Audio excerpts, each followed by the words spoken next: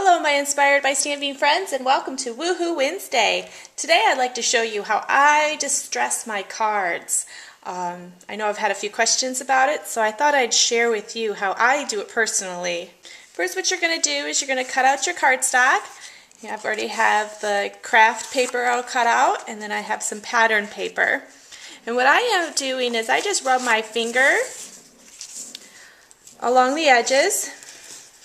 You get your fingernail in there and just kind of get it all roughed up.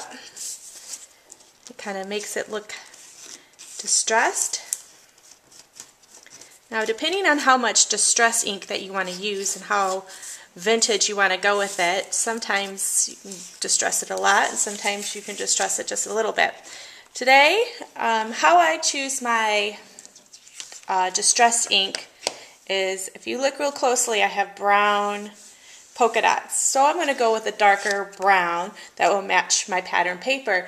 I usually match my distress ink with my pattern paper because I feel it looks a little bit more uniformed, and it kind of blends a little bit better than if I used a yellow on this, and I don't think it would blend very well. So I take my distress ink, pop the top off, and then I use these little finger dabbers, and I will dab in the ink. But what I end up doing, because I don't want it super dark, I end up going and getting off a lot of the ink.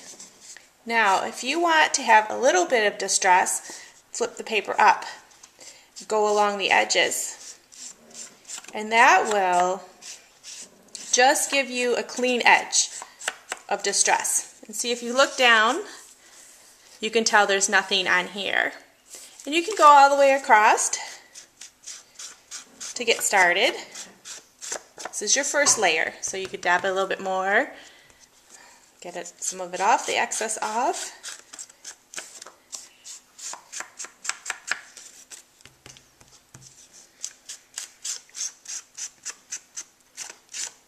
And now you can see just a little bit that it's distressed, not too much. You can do the same thing with this along the sides. And I always distress first and then I sew. And then there you have that. Now, say that you want to have a little bit more vintage and you want to go on the top. What I end up doing is I hold my paper this way. Again, dab off the excess, depending on how dark you want it. And then I just lightly go across. And you can see the color starting to pop out.